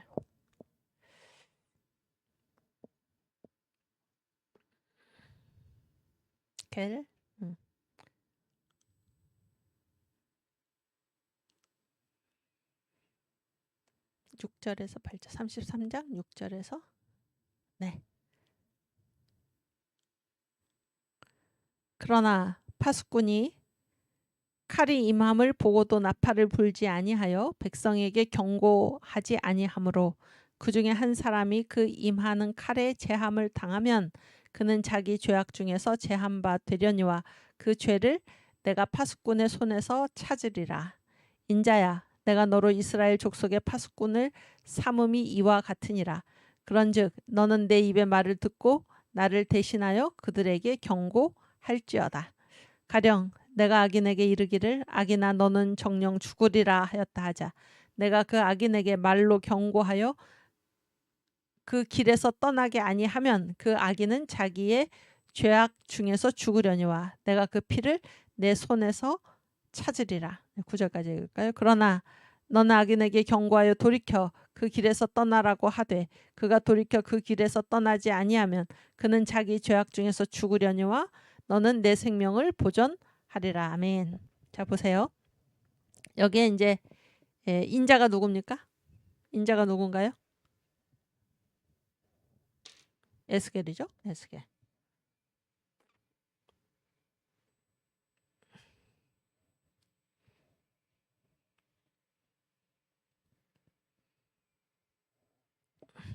에스겔. 인자가 이제 에스겔인데 에스겔한테 하나님께서 말씀을 하셨다는 거예요. 하나님께서 뭐라고 말씀하셨나? 어떤 악인이 있는데, 응? 어떤 악인이 있어요. 악인이 있는데 돌이키지 않으면 정령 죽을 것이다. 이게 바로 예언자적 구조죠. 아시겠죠 이제? 그래서 하나님께서 그런 말씀을 에스겔한테 가서 전해라라고 이제 맡기셨습니다. 말씀을 맡기셨는데 에스겔이 하나님의 말씀을 무시하고 이 악인에게 경고하지 않았어요. 경고하지 않았습니다. 그러면 악인은 아무 경고를 받지 못했죠. 아무 경고를 받지 못해가지고 어떻게 계속 악을 행하다가 죽었습니다. 계속 악을 행하다가 자기의 죄악 때문에 죽었어요. 그렇죠? 그런데 하나님은 누구도 심판하신다는 것입니까? 인자 에스겔도. 왜? 악인은 이제 경고를 받지 못했기 때문에 자기의 죄악 중에서 죽고 에스겔은 뭐예요? 이 악인에게 지금 전하라고 하나님께서 말씀을 맡기셨는데 가서 전하지 않았기 때문에 이 악인이 죽게 된 그 생명의 핏값을 누구에게도 찾는다는 것입니까? 에스겔에게서도 찾겠다 그런 얘기입니다. 아시겠죠? 근데 이제 하나님이 이 악인에게 가서 경고해라. 죄에서 돌이키도록 경고해라. 이런 말씀을 이제 에스겔에게 주셨습니다. 맡기셨어요. 근데 에스겔이 이제 하나님의 말씀대로 자기가 말씀을 맡았으니까 이 말씀을 가서 전한 것입니다. 악인에게. 당신 죄에서 돌이키지 않으면 죽습니다. 이렇게 가서 경고를 한 거예요. 경고를 했는데 이 경고를 듣고 이 악인이 들었음에도 불구하고 죄에서 돌이켜 떠나지 않았어요. 그래서 이 악인이 결국 자기 죄 때문에 죽게 되었습니다. 그때 이 에스겔에게는 책임이 있습니까? 없습니까? 이 악인의 죽음, 그 생명 핏값에 대한 책임이 있습니까? 없습니까? 없어요. 왜냐하면 하나님의 말씀대로 했기 때문에. 이해가 되시죠? 무슨 얘기인지 이해가 되시죠? 그랬을 때 지금 포기와 방임, 포기하고 방임, 포기는 뭐예요? 나 몰라라 하는 것이고, 아니 이제 포기는 뭡니까? 포기는 여러분 포기라는 말을 언제 씁니까? 네? 언제 써요? 포기라는 말을. 내 알 바 아니야. 판단 누가 합니까? 내가 이거 포기해야겠다. 이건 내 알 바 아니다. 자기 자신한테 기준이 있는 거죠. 자기 자신한테. 그래서 하나님께서 그렇게 말씀하셨음에도 불구하고 저거는 나의 일이 아니야. 이렇게 한다든지. 방임은 뭡니까? 모르는 채 하는 거죠. 모르는 채 하는 뭐 비슷한 말인데 이 포기나 방임은 나에게 말씀을 주신 그분이 계심에도 불구하고 그거 말씀은 전혀 관계없이 자기 스스로 결정을 하는 것입니다. 자기 스스로 이 세상을, 이 악인을 포기해버리든지 아니면 그냥 알아서 하도록 자기 길 가도록 그냥 놔두든지 다 이거는 임무, 자기가 맡은 일을 하지 않는 것이죠. 이것이 무엇입니까? 이것이 그러니까 하나님의 말씀이 떨어졌을 때 이 말씀은 반드시 해야 되는 것이지. 선교는 반드시 해야 되는 것이지. 내가 딱 판단을 하는 것입니다. 이 가능성 없어. 포기해야겠어. 방임 아니야. 그냥 저렇게 살다가 알아서 죽도록 나도 하는 것은 그게 죄악이라는 것입니다. 그렇게 해도 괜찮은 일이 아닙니다. 그것은 죄악이다 하는 것입니다. 포기와 방임이 더 무서운 죄악이다 하는 것이 이 지금 에스겔에게 하나님께서 에스겔을 너를 이스라엘의 파수꾼으로 세웠다라고 하면서 이 파수꾼의 파수꾼은 사명을 감당해야지. 사명을 감당하지 않고 파수꾼이 아무런 경고도 내리지 않고 분명히 칼이 임하는 것을 보았는데 이 이스라엘 민족에게 재앙이 닥치는 것을 보았는데도 칼이 임하는 것을 보았는데도 파수꾼이 나팔을 불어서 경고를 하지 않으면은 그것이 죄악이다 그런 얘기예요. 그래서 이 악인들이 죽었을 때 그 악인들이 죽은 그 핏값을 누구에게서도 찾는다는 것입니까? 파수꾼에게서도 찾겠다 하는 것입니다. 선교는 반드시 해야 하는 사명입니다. 사명. 하나님께서는 우리에게 복음을 맡기셨습니다. 반드시 하도록. 그런데 우리가 맡은 이 말씀을 가지고 있으면서 모른 채하고 이들에 대해서 모른 채하고 포기해버리거나 아니면은 그냥 그렇게 살다가 자기 길로 가도록 내버려 두는 것은 분명한 죄악이다라는 사실을 우리가 기억해야 할 것입니다. 그것이 더 무서운 죄악이다라는 것입니다. 더 무서운 죄악이다. 지금 우리나라가 어떻게 되고 있습니까? 우리나라가 이 북한의 주사파 정권과 결탁한 이 남한의 이 세력들,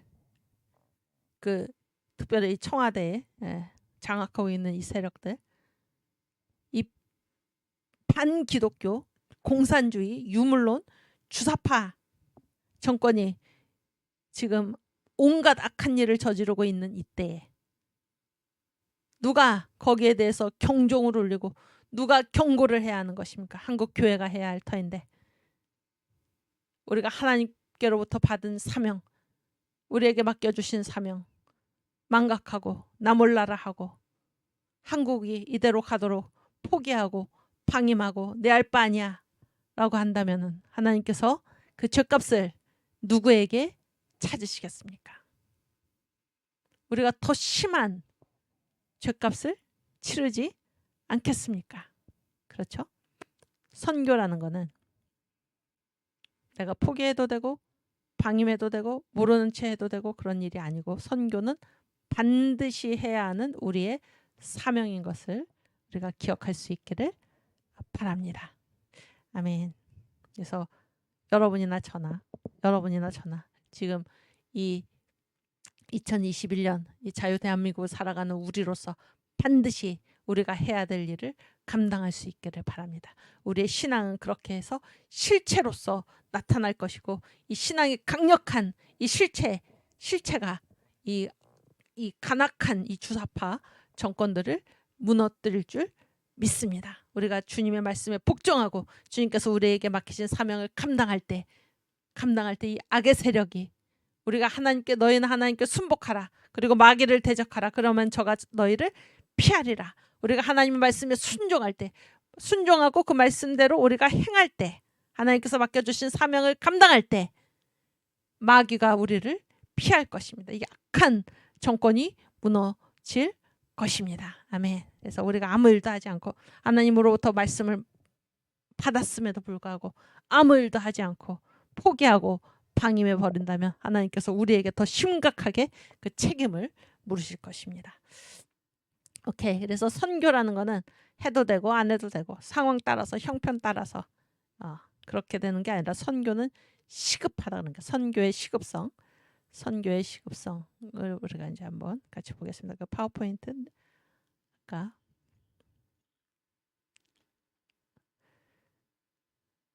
오케이 띄워주세요. 네, 선교의 시급성. 그래서 로마서 10장 14절에서 15절 말씀 함께 읽겠습니다.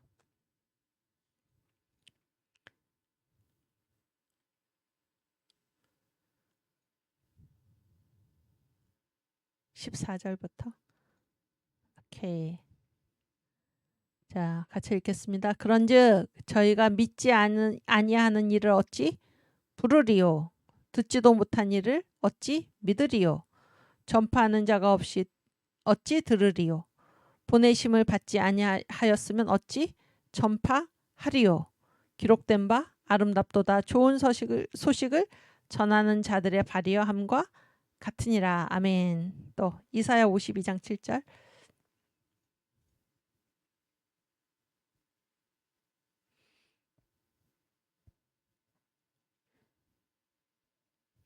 좋은 소식을 가져오며 평화를 공포하며 복된 좋은 소식을 가져오며 구원을 공포하며 시온을 향하여 이르기를 내 하나님이 통치하신다 하는 자의 산을 넘는 발이 어찌 그리 아름다운 것. 그래서 같은 말씀이죠. 다시 아까 로마서 10장 14절 15절. 자, 이제 이게 선교의 시급성인데 보세요. 단계를 보면은 그런즉 저희가 믿지 아니하는 자를 어찌 부르리요 그랬죠.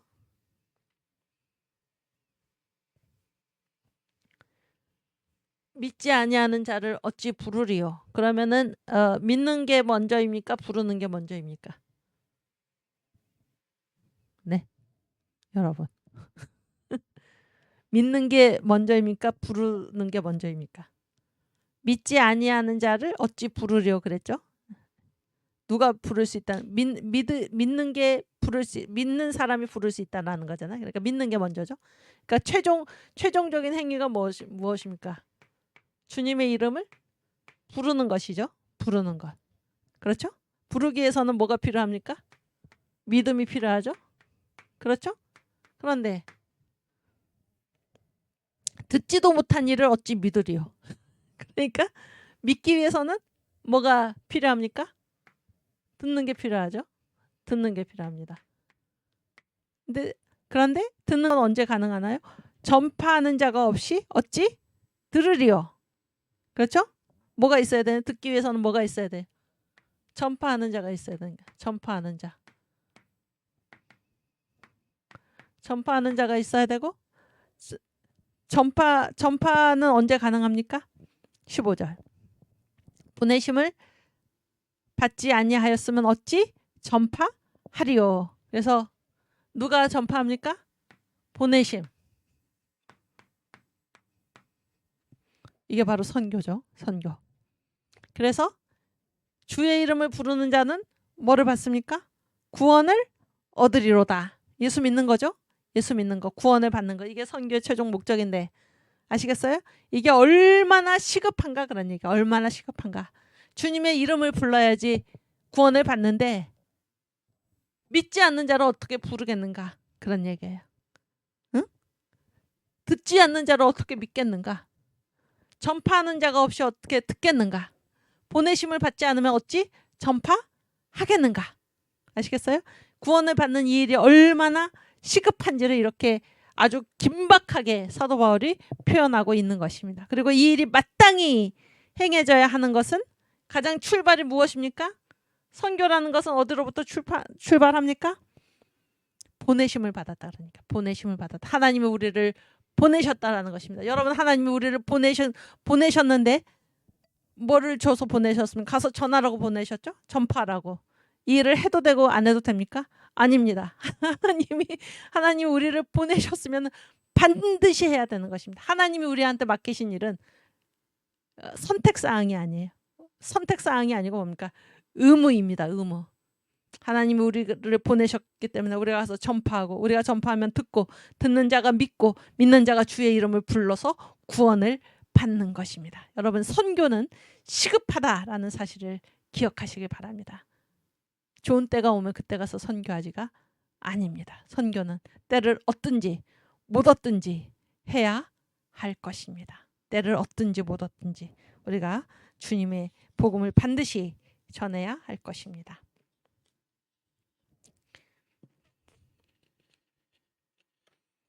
그래서 그 선교한국 가사가 무엇입니까? 영원한 주님의 십자가 사랑 우릴 뭐 하시네입니까? 우릴 재촉하시네. 우리를 재촉하시네. 선교는 시급하다 하는 것을 우리가 생각할 수 있기를 바랍니다.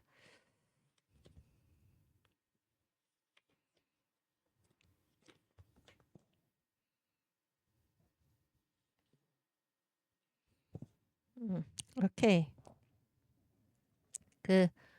그 성경이 어디 디모데 후서인가 전서에 나오는데 때를 얻든지 못 얻든지 복음을 전하라. 때를 얻든지 못 얻든지 디모데 후서 어디에 나오는? 그렇지. 네, 우리 같이 읽겠습니다. 디모데 후서 4장 2절. 너는 말씀을 전파하라. 때를 얻든지 못 얻든지 항상 힘쓰라. 네, 범사의 오래 참음과 가르침으로 경책하며 경계하며 권하라. 때를 얻든지 못 얻든지 항상 힘쓰라. 말씀을 전파하기를 항상 힘쓰라. 그래서 선교는 여유 있게 해도 되고 안 해도 되고가 아닙니다. 선교는 시급한 것입니다. 때를 얻든지 못 얻든지 힘써 행할 것이 바로 선교이다 하는 것입니다. 아멘. 그 정광훈 목사님께서 이 광화문 애국운동을 통해서 주님 앞으로 돌아온 주님을 믿게 된 사람이 몇 명입니까? 최소 10만 명이다. 그러니까 최소 10만 명. 근데 전에 예수를 믿었다가 다시 떠나갔다가 다시 돌아온 사람이 아니라 처음으로 예수를 믿은 사람, 이런 사람들이 10만 명이나 된다는 얘기입니다. 그래서 이 광화문 애국운동, 이것이 결국 무엇이 이만한 전도운동이 없는 것입니다. 교회가 할 일을 감당할 때 사람들이 다 주님 앞으로 돌아오게 되어 있는 것입니다. 너희 착한 행실을 보고 세상 사람들이 하늘에 계신 너희 아버지께 영광을 돌리게 하라. 언제 우리가 선교할 수 있습니까? 언제 선교가 가능합니까? 언제 우리가 사명을 감당할 수 있습니까? 우리가 하나님께서 맡기신 일을 행할 때 너희 착한 행실을 보고 전도는 저절로 된다는 거예요. 교회가 자기의 맡은 일을 행할 때 전도는 저절로 되게 되어 있다 하는 사실을 우리가 이 광화문 애국운동의 그 의미가 무엇입니까? 한국 교회와 이 대한민국을 사랑하는 모든 우파 국민들이 하나가 된 것이 바로 광화문이고 하나님께서 우리에게 주신 유용한 도구입니다. 이곳을 통하여 믿지 않는 사람들이 불신자들이 10만 명이나 최소한 10만 명이나 10만 명이 넘게 주님 앞으로 돌아온 이 사실을 우리가 기억하면서 우리가 역사적으로 볼 때도 언제 한국교회가 부흥했습니까? 교회가 그 시대에서 제 사명을 감당했을 때 3.1운동 때 3.1운동이 끝나고 나서 얼마나 교회가 부흥했는지 모릅니다. 교회의 진흥, 학교의 진흥 그런 게 있었습니다. 그 이전까지를 뭐라고 얘기하냐면 1910년부터 3.1운동이 몇 년인가요? 1919년이잖아요. 근데 1910년이 일제 그 한일 합방이죠. 나라가 없어졌죠. 그 1910년부터 1919년까지를 선교사들이 뭐라고 불렀나? 한국교회의 불모기라고 불렀어요. 불모기가 뭡니까? 뭐가 풀이 안 난다 그래. 풀이 안 난다. 그 정도로 심각했습니다. 교회가. 그러다가 이 3.1운동을 숫자가 중요한데 3.1운동을 우리가 숫자를 표현하면은 1, 20,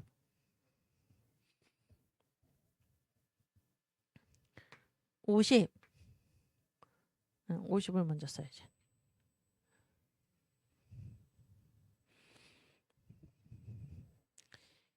1 순서대로 1, 20, 50, 80입니다. 50, 80. 이게 뭔가 인구의 1% 남짓한 기독교인이 그런 얘기예요. 1% 남짓한 기독교인이 민족 대표 50%를 차지를 하고 기적과 같은 일 아닙니까? 그러니까 그때 살아있는 깨어있는 자가 다 한국 교회에 있었다 그런 얘기예요. 그리고 1%밖에 안 되는 기독교인이 3.1운동에 참여한 전체 중에서 20%를 참여했다. 어마어마한 얘기입니다. 그렇죠? 20%를 참여하고 그랬는데 20%를 참여했는데 박해는 이 3.1운동 때문에 당한 박해는 교회가 다 당했다 그런 얘기. 80%의 박해를 당했다. 이게 3.1운동에서 한국 교회가 한 일입니다. 한 일이에요. 그래서 이 3.1운동을 지나면서 이 불목이 10년간의 불목이었던 한국 교회가 엄청나게 사람들이 교회로 몰려듭니다. 그리고 이때부터 학교가 다시 기독교 교육이 완전히 진흥되게 되어서 그런 얘기입니다. 그래서 그 전까지는 뭐 이 1913년에 15년에 개정 사립학교 규칙. 그래서 요즘 하는 짓하고 똑같아요. 아무리 그 미션 스쿨 사립학교라도 뭡니까? 예배 못 드리고 채플 못 하고 그다음에 성경 교육 못 한다. 완전히 악마적인 법 아닙니까? 요즘도 마찬가지죠. 일본이 했던 일을, 일제가 했던 일을 일제를 그렇게 미워한다는 지금 이 공산당 주사파 정부에서 똑같이 지금 하고 있는 것입니다. 이런 개탄스러운 일이 있을 수가 없는데 어쨌든 이 3.1운동 1% 남짓한 기독교인들이 50%의 민족 대표를 내고 20%나 참여를 하고 20% 전체에서 20%에 달하는 참여를 하고 80%의 박해를 교회가 당한 것입니다. 그래서 우리가 지금 얘기하고 있는 것은 무엇인가? 교회가 그 시대에서 교회의 사명을 감당할 때 전도는 저절로 된다. 전도는 저절로 된다. 아멘. 그것이 3.1운동 때도 그렇고 지금도 그렇고 증명이 되고 있는 것입니다. 그렇죠? 또 비단 그때뿐만이 아니라 한국 교회가 한국에서 한 일 뭡니까? 민족의 개화, 독립운동, 건국, 6.25, 새마을운동, 산업화죠. 민주화, 그 다음에 지금 제2의 건국. 이것이 한국 역사에서 한국 교회가 감당한 일입니다. 반드시 이것을 기억하시고 우리가 누구인지를 아시고 각 시대적 사명을 우리가 감당해야 할 것입니다. 그래서 반드시 하나님께서 이 한국 교회를 통해서 다시 한번 이 자유대한민국을 세우시고 예수 한국 복음 통일 이루어 주시고 그 결과 우리가 주님 오실 이때 제2의 동방의 이스라엘, 제2의 이스라엘로서 주님의 재림을 예비하는 그런 나라로서 굳건히 설 줄로 믿습니다. 네, 우리 선교한국 그 뭐죠? 선교한국 영원한 주님의 십자가 사랑 우리를 재촉하시네. 재촉. 선교는 시급한 것입니다. 시급한 거예요. 주님께서 우리를 보내셨습니다. 그래서 믿지 않는 자를 어찌 부르리요. 듣지 않는 자를 어찌 믿으리요. 보내심 받지 않으면 전파하는 자가 없이는 어찌 들으리요. 보내심을 받지 않았으면 어찌 전파하리요. 선교는 시급하다. 긴박하게 해야 된다. 때를 얻든지 못 얻든지. 아멘. 우리 선교한국 찬양 같이 하겠습니다.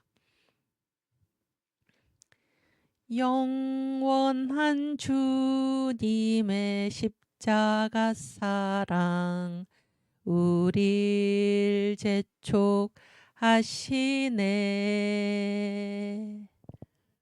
복음 들고 예루살렘 향해 일어나 너 거침없이 나아가라. 아멘. 모진 고난 핍박이 와도 우리 믿음 더욱 견고해 선포하리 하나님 나라 주님의 교회 승리하리라. 아멘. 주님의 명령 따라 한국 교회 일어나리라. 죽음 앞에서라도 돌아서지 않으리. 부흥의 불길 따라 선교 한국 일어나리라. 우리 주님 다시 오실 때까지. 아멘. 네. 그래서 아까 그 앞장에 15번 파워포인트 15번 우리가 그 하지 않고 넘어간 거를 다시 하겠는데 두 번째 네모 하나님의 말씀과 믿음의 화합 그랬어요. 그래서 이제 지금 우리가 역사가 뭔가 그리고 역사에서는 역사라는 거는 이게 이제 어떤 제한된 영역이다 그런 얘기죠. 제한된 영역이다 그런 얘기를 이제까지 했는데 그것이 역사의 실체이다 그랬죠. 그랬을 때 그 능력은 어디에서 나오나? 질그릇은 제한된 거죠. 보배는 뭡니까? 영원한 거죠. 근데 그 능력은 어디에서 나옵니까? 보배에서 나오지 질그릇에서 나오는 게 아니다. 이런 얘기잖아요. 그래서 우리가 이제 이 역사를 살아가는 자세가 어떻게 돼야 되나 그런 얘기를 지금 살펴보려고 하는데요. 그래서 이제 이 역사는 아까 신앙의 실체성 얘기를 했는데 신앙은 반드시 저를 보여주세요. 신앙은 반드시 실체로 나타나게 돼 있다. 신앙은 보이지 않는 거잖아요. 보이지 않지만은 이거는 반드시 역사 안에서 실체로 나타나게 돼 있다. 이게 중요합니다. 실체로 나타나게 돼 있다. 아시겠어요? 그 평신도 설교학교 있잖아요. 거기에 이제 그 정광 목사님이 요즘 이렇게 여러 편의 설교들을 시리즈를 올려놓고 계신데 그 중에 보면은 하나님의 말씀이라는 게 있습니다. 하나님의 말씀. 이런 설교가 있는데 일단 그 요한복음 6장 63절 같이 읽겠습니다.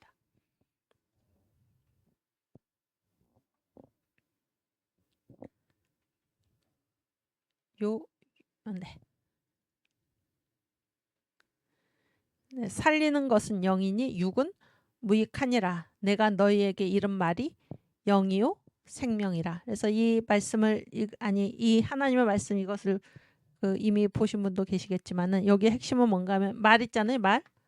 내가 너희에게 이른 말이 뭐라는 것입니까? 여기 영이다 그러니까 말이 뭐라는 겁니까? 말이 영이다 그런 얘기예요. 아시겠죠? 여러분 영은 눈에 보입니까? 안 보입니까? 영이 눈에 보이나요? 안 보이나요? 안 보이잖아요?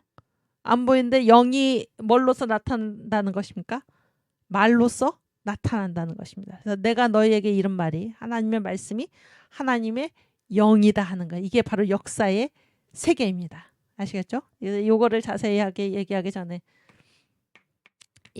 제가 이제 지난번에 제 1기 때 한국 교회사 한국 찬송가로 부르는 한국 교회사 특별히 그 한국교회 초기 선교사 할 때 우리가 어떤 문제를 심각하게 다뤘습니까?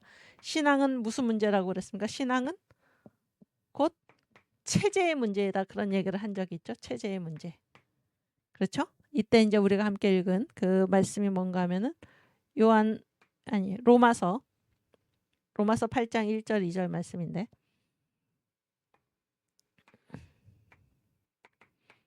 한번 같이 읽겠습니다.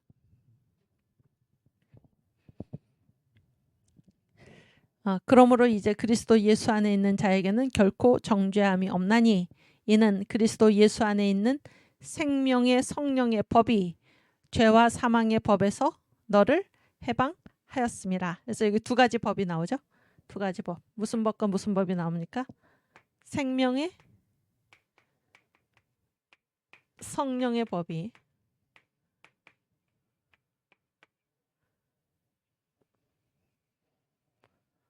생명의 성령의 법이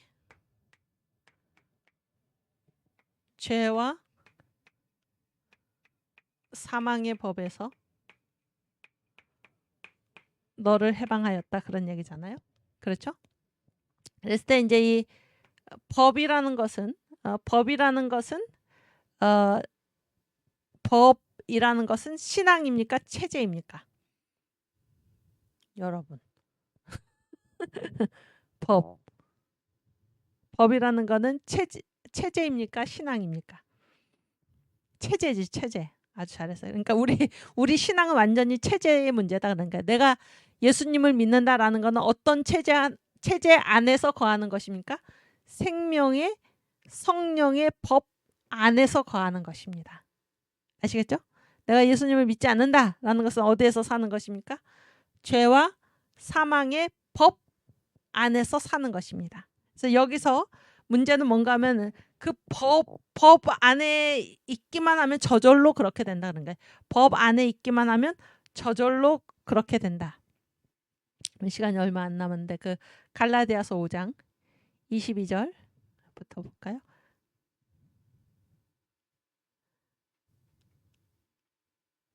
그렇지. 여기 오직 성령의 열매는 사랑과 희락과 화평과 오래 참음과 자비와 양성과 충성과 온유와 절제니 이 같은 것을 금지할 법이 없느니라. 이게 다 법이죠. 법. 그러니까 이 같은 것을 금지할 법이 없다라는 거는 거기 그 법 안에 있기만 하면 저절로 이렇게 된다 그런 얘기예요. 그 법 안에 있기만 하면 내가 무슨 노력을 해가지고 내가 사랑을 하고 기쁨이 넘치고 화평을 하고 오래 참고 자비하고 뭐 선하게 되고 충성을 바치고 온유하고 절제하는 것이 아니라 내 힘으로 하는 것이 아니라 성령의 열매라는 거는 그냥 그렇게 되어지는 것입니다. 그냥 성령이 밀고 나오는 거예요. 성령이 밀고 바깥으로 나온 것이 바로 성령의 열매인데 생명의 성령의 법 안에 있는 사람은 자기 노력 그렇게 사랑을 하려고 애써서 그렇게 되는 것이 아니라 법 안에 있기만 하면 신앙은 체제의 문제입니다. 그 체제 안에 있기만 하면 저절로 그런 열매가 맺힌다 그런 얘기예요. 이해가 되시죠? 무슨 얘기인지. 그러니까 신앙은 체제의 문제이다. 이거를 기억을 하시길 바랍니다. 그런데 그것과 똑같이 말 있죠, 말도 뭐의 결과입니까? 이 안에 어떤 법이 작용하고 있는가, 어떤 영이 작용하고 있는가, 그 영이 밀고 나오는 것이 뭐라는 것입니까? 바로 말이라는 것입니다. 말. 아시겠죠? 그래서 이 하나님의 말씀은 뭐가 바깥, 그러니까 시간이 없어서 말이 꼬이는데 하는 데까지 하고 마치겠습니다. 그러니까 그 영이 있잖아요. 영이 이렇게 바깥으로 나올 때가 있다 그런 거예요. 바깥으로 나올 때 뭐를 통해서 나오는가? 말을 통해서 나온다 그런 얘기입니다. 이해가 되시죠? 무슨 얘기인지? 영은 말을 통해서 바깥으로 나온다 그런 얘기예요. 그러니까 영은 말을 밀어낸다 그런 얘기입니다. 아시겠죠? 그래서 하나님의 영이 밀어낸 게 뭡니까? 하나님의 말씀이죠. 인간의 영이 밀어낸 게 뭡니까? 인간의 말이죠. 사탄도 영이죠. 사탄의 영이 밀어낸 게 뭡니까? 사탄의 말이죠. 그래서 영이 바깥으로 나올 때 그 통로가 뭔가 말이다 그런 얘기예요. 말. 아시겠죠? 그랬을 때 지금 뭐 여기까지만 하고 다음 시간에 더 얘기를 하면은 그럼 보세요. 이거 영이라는 거는 보이는 겁니까? 보이지 않는 겁니까? 보이지 않는 거잖아요. 그러니까 말이라는 것은 어떻습니까? 보이는 것이죠. 그리고 이 역사에 우리 눈에 가시적으로 보이는 것은 바로 말이죠. 말.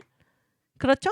근데 이 이 말을 밀어낸 것이 무엇이라는 겁니까? 보이지 않는 영이라는 것입니다. 그래서 하나님께서 이 역사에서 보이지 않기 때문에 이 역사의 실체는 다 하나님과 무관한 것이다라는 말을 할 수가 없습니다. 역사는 보이지 않는 하나님에 의해서 완전히 장악되어 있습니다. 하나님께서는 하나님의 말씀으로 다스리시고 그런 얘기예요.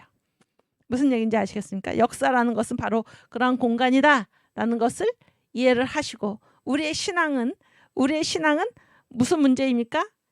생명의 성령의 법, 이게 영적 세계의 법이잖아요. 영적 세계의 법이 우리의 행동을 주장을 한다 그런 얘기예요. 우리가 이 법 안에 있기만 하면은 저절로 되어진다 하는 것이 바로 이 신앙의 세계이다 하는 것입니다. 그러니까 역사라는 거는 우리 눈에 보이는 이것이 이 자체로 있는 것이 아니라 영이 밀어낸 결과다는 거예요. 영이 밀어낸 결과. 아시겠죠? 그래서 영은 뭐를 일으키는 제1 원인입니까? 영이 뭐를 밀어냅니까? 영이 생각을 밀어내고 생각은 뭘로 나타납니까? 말과 행동으로 나타나죠? 말과 행동으로.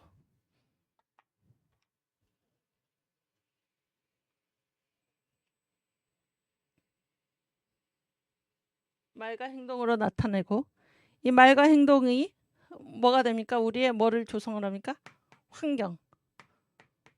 환경을 조성을 하고 그런 얘기죠. 이 환경이 뭐를 이룹니까? 환경이 뭐를 이루나요? 곧 문화를 이루는 것입니다. 그래서 여기서부터 뭐예요? 다 바깥으로 드러나는 거잖아요. 다 바깥으로 드러나는 건데 이것이 자기 스스로 독자적으로 나오는 것이 아니라 그 안에 무슨 영이 있는가 그런 얘기예요. 그 안에 무슨 영이 있는가. 그래서 이 세상에는 사탄의 문화가 있고 그리스도의 문화가 있다 그런 얘기입니다. 그리스도의 영이 밀어낸 것은 그리스도의 문화요. 사탄의 영이 밀어낸 것은 사탄의 문화인 것입니다. 그래서 이 역사라는 것이 바로 하나님께 장악되어 있다라는 사실을 이렇게도 우리가 표현할 수 있는 것입니다. 그래서 신앙은 체제의 문제이다. 이 사실을 기억하시고 아시겠어요? 우리가 어떤 말을 했을 때 내 말은 영이요 생명이라 주님께서 그렇게 말씀하셨죠. 아까 요한복음 6장 63절에 말이 곧 영이다. 어떻게 말이 영이 되나? 영이 말을 통해서 바깥으로 밀고 나온다 하는 사실을 우리가 기억할 수 있길 바랍니다. 우리가 살아가는 이 역사가 바로 그런 놀라운 하나님의 지배하에 있는 그러한 실체로서 존재한다라는 사실을 우리가 생각할 수 있기를 바랍니다. 오케이, 우리 주기도문 하고 마치겠습니다.